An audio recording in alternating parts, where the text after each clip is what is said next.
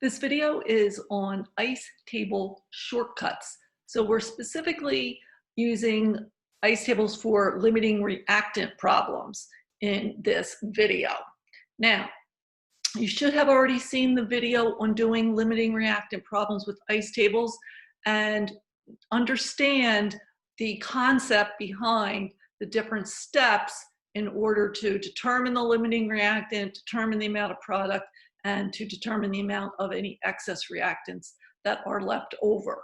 So if you thoroughly understand those concepts, now we're going to use some shortcuts to make things a little bit easier for us.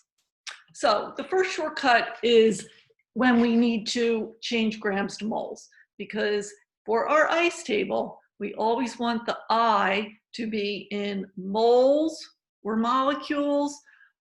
Later on, it will be any quantity that matches the relationship of the coefficients. So for us at this time, anytime we're getting grams, we must change them to moles. So we're going to look at a little shortcut for doing that to save space and make things easier. So if we have, if we have 52.78 grams of water, and we want to change them to moles. Up to this point, we've just been using dimensional analysis. X moles equals 52.78 grams.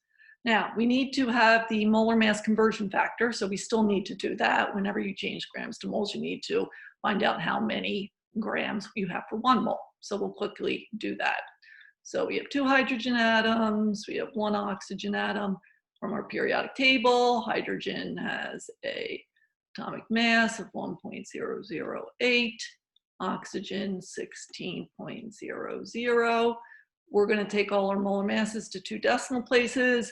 So when we do that, we get 18.016, which with 2 decimal places is 18.02. And that is the units of grams in 1 mole.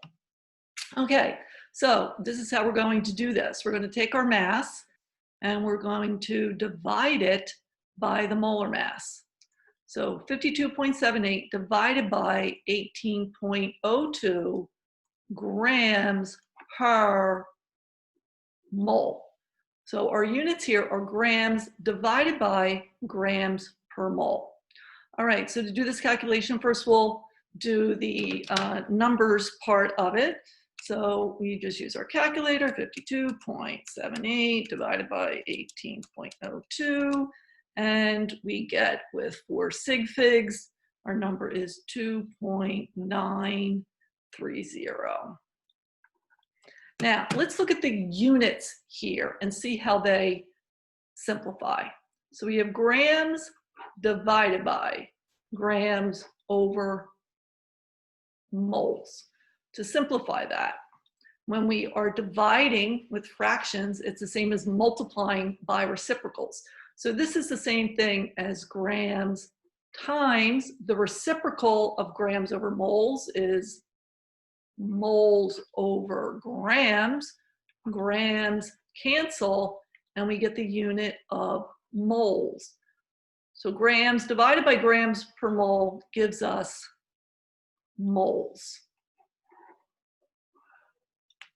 Okay, so for an example of how these units cancel out, if we had, for example, let me erase some of this.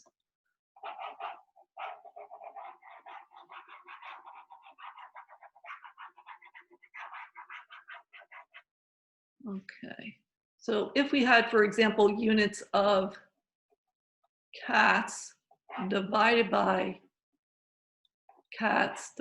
dogs, cats over dogs, this is the same thing as cats times the reciprocal, which is dogs over cats. Cats cancels out, and our unit is dogs. So cats over dogs is dogs. Grams over mole is moles. So to get the number of moles You take the mass of your sample and you divide that by the molar mass. Okay, grams over moles equals moles. So that's just going to make it a little bit easier for us when we're doing our ice tables and we need to change those grams to moles. So let's now go to an ice table problem and we're going to learn some more shortcuts. Oh, look at that. I didn't realize I had a slide for that. Okay, so this is what we want to look at now. How many moles of water are produced when 6.80 grams of hydrogen gas are reacted in a vessel with 45.0 grams of oxygen gas? And how many grams of excess reactant remain? Okay, so we're given 6.80 grams of hydrogen and 45.0 grams of oxygen. When you're given amounts of both of your reactants, that is a limiting reactant problem. So of course, the first thing that we have to do is write the balanced chemical equation that describes the reaction. So we've got hydrogen gas. So remember, hydrogen gas, that's a Hofbrinkel element. It exists as diatomic hydrogen molecules. Hydrogen gas combines with oxygen gas. Oxygen is also a Hofbrinkel. So it's O2. And we're producing water, H2O. So that could be gas or liquid, depending on the temperature after the reaction. Okay, I will just make it gas this time. So now we have to balance it, of course. So we need 2 oxygens on this side. So now we need total 4 hydrogens. So there we go, 2 to 1 to 2. All right, so limiting reactant problem. We're going to put our data in the problem. So you have 6.80 grams of hydrogen and 45.0 grams of oxygen. And we want to know the moles of the water that gets produced. We have the amounts of both reactants. We're going to do this using an ice table. So to get the moles, oops, you know what, I need more room. So let me erase that. Okay, to get the moles, we're going to take the mass divided by the molar mass. So 6.80 grams divided by, well, H2, hydrogen is 1.008. So our mass of H2 is 2.016. And since that has 3 decimal places, I'm going to leave that as 3 decimal places. So divided by 2.016 grams per mole. So now we just divide that. 6.8 divided by 2.016.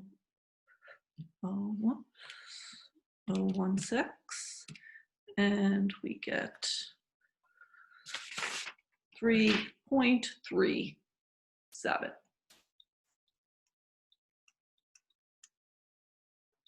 Okay, same thing with O2. So oxygen is 16, 2 oxygens, our molar mass is 32.00 grams per mole. So grams over moles gives us moles. 45 divided by 32, and we get 1.41 moles. And initially, we don't have any water. This is the amounts before the reaction takes place. Now we have to figure out our limiting reactant. So the limiting reactant produces the least amount of water. So we're just going to look. We have easy coefficients here. So instead of doing a whole calculation out, we're just going to use our coefficients. So since the ratio of hydrogen to water is 2 to 2, which is 1 to 1, if we use up all of our hydrogen, 3.37 moles, we'll get 3.37 moles of water. So for testing H2, we get 3.37 moles of H2O. And that's because this ratio is 2 to 2. If we use up all this, we get that same amount. Then we test our O2. So the ratio here is 1 to 2. So if we use up all of this, we're going to get twice as much. So we're going to get 2.82 moles of H2O if we used up all of the oxygen. So we look at these two. The one that is less, this is how much we get, because the reaction stops when all the oxygen gets used up as 2.82 moles. We don't have enough oxygen to continue on and make 3.37 moles to use up all the hydrogen. So this means our oxygen is our limiting reactant. And our limiting reactant gets totally used up. So we lose 1.41 moles, and we just figured out we get 2.82 moles of water. The C line must match the ratio of the coefficients. Now, to figure out how much hydrogen gets used up, well, our ratio here is 2 to 1. So our ratio here has to be 2 to 1. Or we can even look at the ratio here. This ratio is 2 to 2. This ratio has to be 2 to 2. So we use up 2.82 moles. So that at the end, we just have to subtract here. 7 minus 2 is 5. And then we have 13 minus 8, and that is 5. So we get 0.55 moles of hydrogen left over. At the end, we have 0 of our limiting reactant, and that's a plus. We get 2.82 moles of water at the end. So what's important here is the C line ratios match the coefficient ratios. This is 2 to 1 to 2. This ratio is 2 to 1 to 2. So we skip doing all those individual mole ratios. We can easily figure out those numbers. Now, you always want to go back and look at the question and see if we've answered what is asked. So it says, how many moles of water are produced? All right, so that is our answer. So 2.82 moles of H2O produced.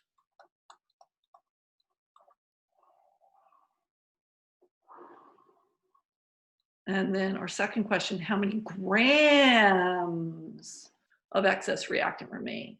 All right, well, we have the moles. Let's just change those moles to grams. So 0.55 moles times molar mass of hydrogen, we already figured that out, times 2.016 grams per mole. Running out of space here, our moles cancel out.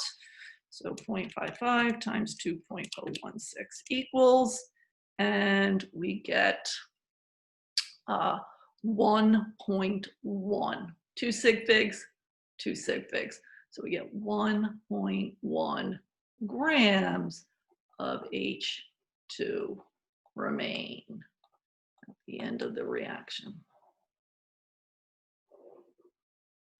So there's our problem solved. So not too bad. So when your coefficients are easy, then it's a lot easier to do your limiting reactant. Okay, why is that there? Oh, oops. Okay, we're going to move on. Okay, now, when your coefficients are a little more difficult, it can be a little bit harder. So we're going to look at another shortcut to find the limiting reactant. All right, so this says determine the limiting reactant when 1.25 moles of A. Whoops. Okay, so 1.25 moles of A are reacted with 18.6 moles of B. According to the equation, we just have to find the limiting reactant. So this is our I, because we're already in moles, so we can go ahead and do our ice table. Now, here's another little shortcut.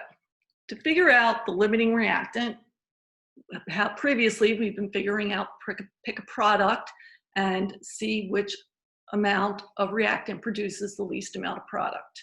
A little shortcut here is you take the moles and divide by the coefficient. So let's do that. So 1.25 divided by 2, and we get, and I just write it on top here, 0.625. Now B, we're going to take the moles divided by the coefficient. So 18.6 divided by 13 equals, and we get 1.43. You look at these numbers, whichever one is smaller is your limiting reactant. That's it. So we know that A is our limiting reactant. We use up all of it, 1.25 moles, so that we don't have any in the end. And then if we're asked any questions, if we wanted to know how much C was produced, well, now we use 1.25 moles in our mole ratio to figure out C. To find out how much B gets used, again, we use mole ratio to figure out the moles of B that's used. So in our limiting reactant, our shortcut is that the moles divided by the coefficient. Do this for each reactant. The smaller value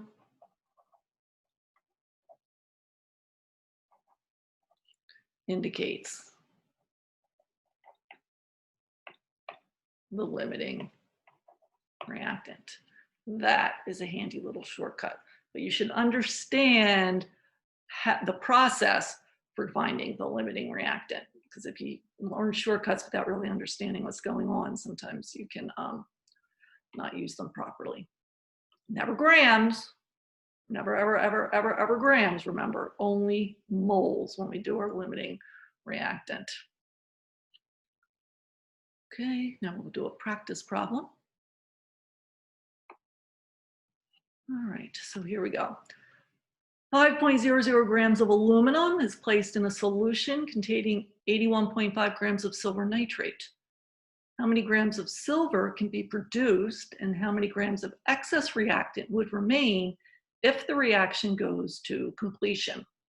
All right, so for this problem, the first thing you have to do is write your equation.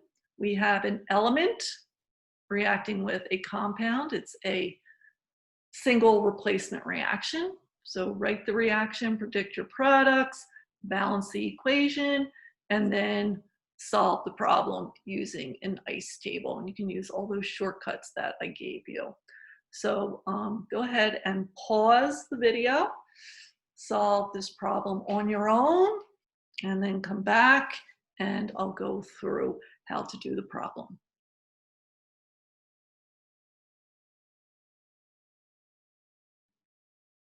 Okay, so hopefully you've done the problem on your own and now you're back to check. So our reaction, we have aluminum, so that's solid. And that is added to a solution of silver nitrate, silver +1, nitrate -1, so AgNO3. It's a solution, so that is AQ. Single replacement reaction, our element is a metal, so it replaces the metal part of the compound. So we get silver solid, and then the aluminum combines with the nitrate. Aluminum is +3, nitrate is -1. So our formula is AlNO3, 3, and it's a nitrate, so that will stay dissolved. So that is AQ. So now we have to balance our equation. We have 3 nitrates. I need 3 nitrates. That means I need 3 silver. I need 3 silver. So there is our balanced equation. So 1 to 3 to 3 to 1. So pretty easy coefficients. We shouldn't have any trouble with our ice table for this. All right, so let's put our data under the reaction. So we have 5 grams of aluminum 5.00 grams. And we've got 81.5 grams of silver nitrate, and we're interested in the grams of silver. So it's not asking me about the aluminum nitrate, so I'm not going to do any math with that because that would just be a waste of time. I don't need to do that. All right, so we need an ICE table, so we're going to change those grams to moles. We always have to have moles for our ICE table. So we take the mass divided by the molar mass. So from the periodic table, aluminum is 26.98 grams per mole. And then aluminum nitrate, well, now we got to figure out the molar mass. I mean, silver nitrate. So we have 1 silver, we have 1 nitrogen, 3 oxygens. So from the periodic table, silver is 107.87, nitrogen 14.01, and oxygen is 16.00. So when we add them up, we get 169.88. 169.88 grams per mole. So now we can do our ICE table. So grams divided by grams per mole, we get 0.185 moles of aluminum, and we get 0.480 moles of silver nitrate. And initially, we don't have any silver. This is before the reaction starts. Okay, now we have to figure out our limiting reactants so we know which one gets used up first. So our little trick, take the moles divided by the coefficient. So 0.185 divided by 1 is 0.185. 0.480 divided by 3 is 0.160. Right, so now we look at these two, and the smaller one is our limiting reactant. Easy as that. So we use up all of our limiting reactant. So we know that, so that at the end, 0. Use it all up. So now it's easy to fill in the rest of the ICE table. Our ratio of silver nitrate to silver, that is a 3:3 or a 1:1 ratio. So that means this ratio has to be 1:1. If I use up 0.480, I'm going to get 0.480 moles of silver.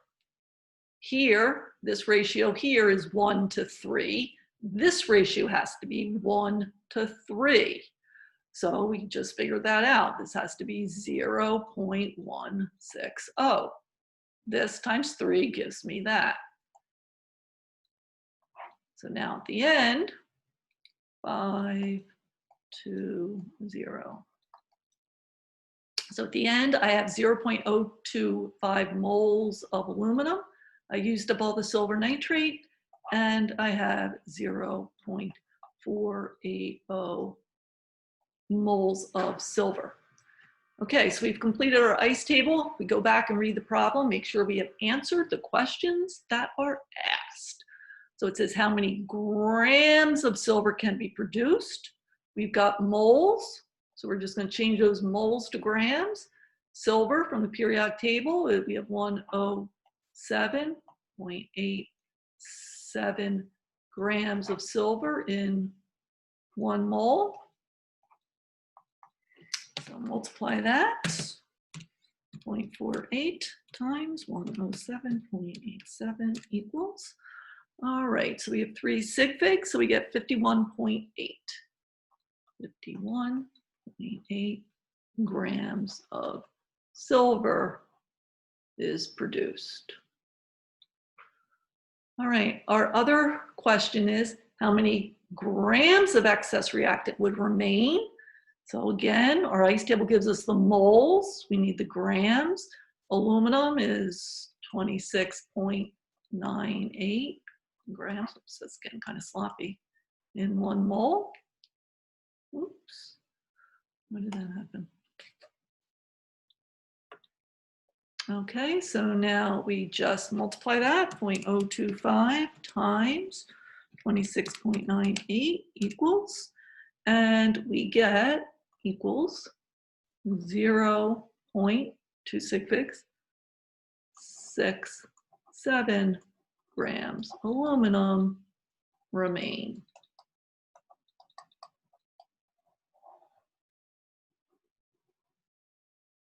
So there's our two answers. So importantly, this change has to match the coefficients of your reaction. 1 to 3 to 3, and this would be 1 if we were interested in the aluminum nitrate. To get your limiting reactant, of course, start with moles. Take your moles divided by the coefficient. Moles divided by the coefficient, the smaller one is your limiting reactant. So when you're taking the test, that's a real handy thing to quickly get your limiting reactant and then continue with the problem. All right, that's it.